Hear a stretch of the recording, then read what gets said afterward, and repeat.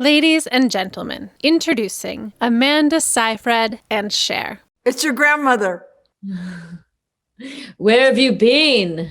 I saw the movie and I love it. First of all, you were great as her. Great and great and great. And Wait, did you know her? What did you know about Mary? I'm not that old, okay? But did She was you in the 30s. I wasn't born until the 40s. No, did I know who she was? Of course I knew who she was. She did comedies and he bankrolled them, I think, because no one was going to really, I have to say something about Marion is that when I looked at pictures, when the first like 3 or 4 pictures I saw of her when I was getting into this, she looked like my aunt. Huge eyes in a very specific shape, the shape that I don't even have. I know I have big eyes, but they're not the same as Marion. I don't. They were kind of rounder. Yeah, they were big. And she also has a very thin mouth. And I at first I was like, I don't look like her, but I can, I have to find her essence. That's the most important part when you're playing somebody who's true. Real. I mean, that's all you needed. And you totally had that down. Thanks. And like what hooked you on the script? David Fincher was interested in working with me. Of course, I don't expect things like that to happen. And I am a big fan of him. Of his work. I've seen every movie that he's ever done. And it was just David Fincher. You had me at David Fincher. And then of course, which also doesn't happen very often. And what kind of research did you do? Just watch her movies? I watched some of her movies. Watching her movies was all I had. The only footage I had of her, there was nothing backstage, no interviews. I mean, these days. Well, they have footage of her at San Simeon, but you didn't need that because I think you can get everything you want to get from her movies. You can, and also the script. Fortunately, it had it all set up, even for Gary, even for the main Herman Mankiewicz. He keeps saying the same thing. It was all on the page. Of course, we go out in the world and try to figure out. It's a mystery, you're dissecting what you can find of their lives and trying to make sense of it and trying to portray them. But you also, if you have a good script and you know what story the director wants to tell, then those are the parameters and you go outside of them for yourself. I know, but you got it. So it was so definitive. And I don't think you have to know this film to really get it and really love it. And plus the DP was amazing. It reminded me of Citizen Kane. Yeah, that's what David Fincher wanted. He wanted it to feel like it was Citizen Kane, except for I was doing a Q&A with David and Eric Messerschmidt, who was the DP of Mank, and they were talking about the differences between Mank and Citizen Kane, and that Citizen Kane was so cavernous, and you felt like there was a spotlight in the middle of the room, and for Mank it was, we were in the real world in a lot of ways. In Citizen Kane, you don't really feel like you're watching it. But it also had like the darkness. It had those like amazing shadows. You could still see people, and then it would go outside. But I just thought also the techniques that he did were just fabulous. I was just drawn into it, like. And I had never, of course, I'd never done a black and white movie, but the lights. Wait, you never went to black and white movies? You don't like black and white movies? No, I've never been in one. Oh, okay. Oh, could you imagine? I was like, I hate black and white movies. Well, because I love black and white movies. Classic movies. No, I grew up with them because my dad has projectors and nitrate films, and he still has them everywhere in the basement. So I grew up with watching them. I was in them all the time. I was submerged in the basement because it was a projector and a big white screen. And the first movie I really glommed onto was Nosferatu. It was such a great way of experiencing that time from, as a 10-year-old in the 90s.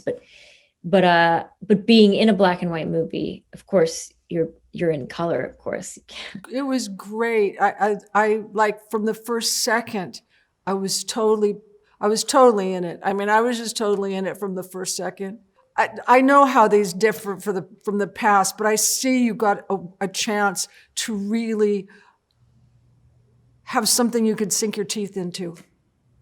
Yeah, and you what the barometer for me is that if it's something that scares the hell out of me, it's going to be something I walk away with feeling like Yeah. really I've made a meal out of it. Not in that I was indulgent, try not to be indulgent, but that I really took it all in and I learned a lot and it changed me slightly for the better. I mean, we take all of our roles with us? Maybe. I do. I can recall all of mine, like I can bring them into me immediately, but I don't know. But I always turn everything down. Why? Is it fear-based or is it just that Yeah, you absolutely. But I didn't turn down Mamma Mia. was the first reaction fear? Well, actually, no, it wasn't. It was so insane that it was like I went just like went out of my body and thought, oh my God, I'm doing this film, and there's no way out. And how do you feel now? Well, I'm so happy that I did it, and I think I could have done a better job of the acting, but I did a really good job of the singing, and I enjoyed the parts with you. You And thought, but you I hold on. enjoyed the parts. I enjoyed the parts with everybody, but I still thought I could have been better. Do you think that sometimes? Do you think I could have been better? Of course. But I don't watch my That's just- movies. that's I just liked some you. of them, but You're I having don't watch them. you're having your own experience. You're having a singular experience because no, I mean that's the thing about this is the thing about you not working, out of fear. Nobody's having the experience that you're having watching you. And you come away with something with a rich with a very rich experience no matter what the movie is. I mean, yes, you Right. But can do let's talk everything, about first, but I hate the way I sound. So that's not a good way to go into anything. too Like bad. talking. I hate my talking voice. Too bad. I love your talking voice. Let me enjoy your talking voice. Okay, you enjoy it. Well, I want to tell you, I'm really proud of you, and I was really surprised because what you did before on Mamma Mia, and then you just switched over to this, and it really, also, you were toe to toe with him. Babe, you held your own. Thanks. Gary and I have worked together before, so I have to, I mean, it does go kind of a long way when you're familiar with somebody.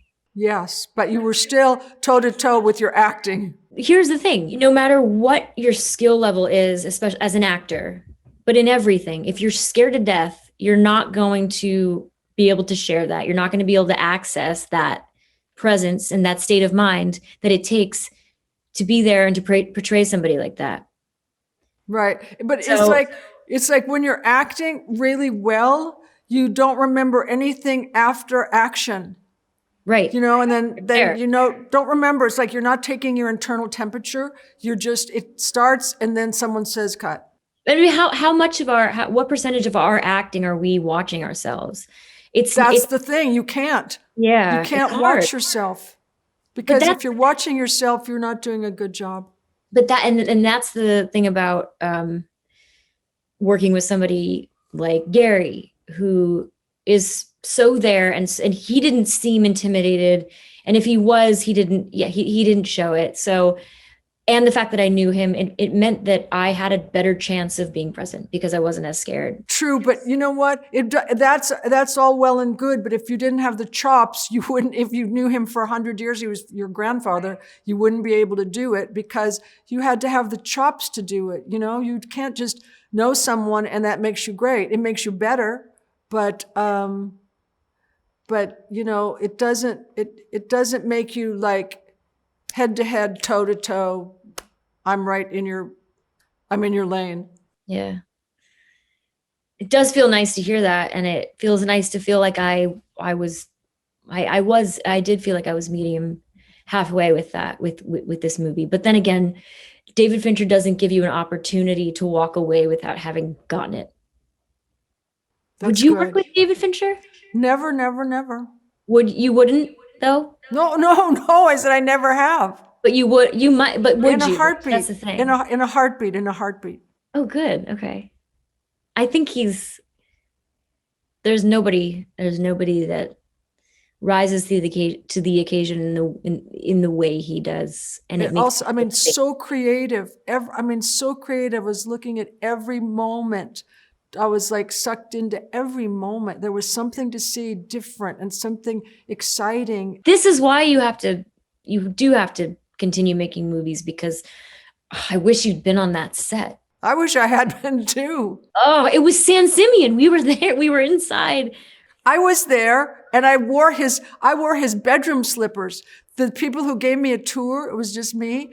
They let me go inside his closet and get inside his bedroom slippers. And I opened his cabinet, and I was like, whoa, dude, Cher. His bedroom slippers were still there.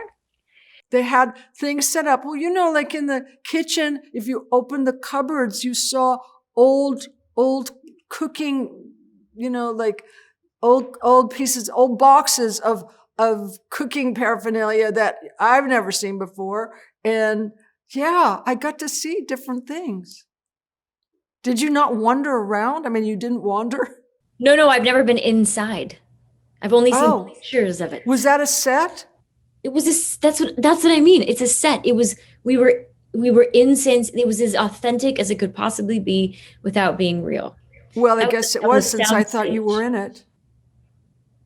I felt like I couldn't believe that I was in a movie that had that much attention paid to all that detail. I mean, there's, we do romantic comedies, we do scary movies, and some things are more important than others depending on what genre. And in this movie, everything was there, and it was a once in a lifetime opportunity. Yeah, it was like being in a movie in the 30s. I felt like I was in the 30s. No, so did I, and I'm familiar with the whole thing is. At that time, I'm just so into that, and I was so excited to see it look like it. It really looked like it, and the people were really like it. So, and you were there, and you did a great job, and I'm so proud of you. Thanks. I can't believe it. I can't believe I get to talk to you about this.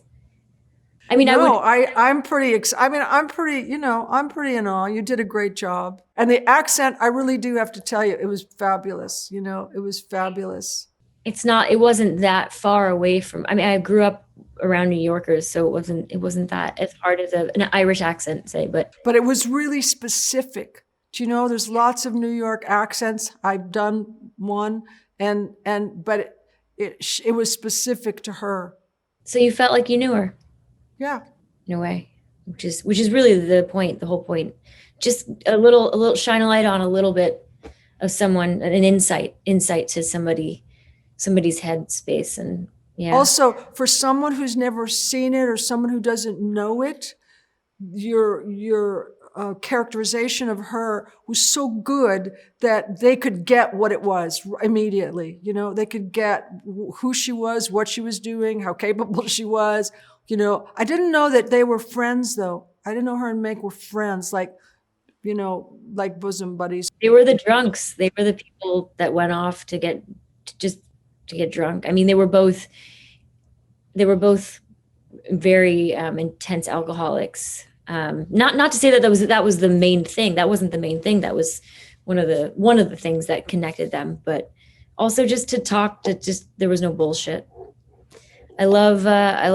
I love that that's how they connected, because there was so much bullshit going on. And also Hearst was like, whoa, just a bastard, and he wouldn't stop at anything. And I thought that was really, that's one of the stories. things. You hear lots of Luella Parsons stories in him. She was like, no, but you hear like how she got her gig. Right.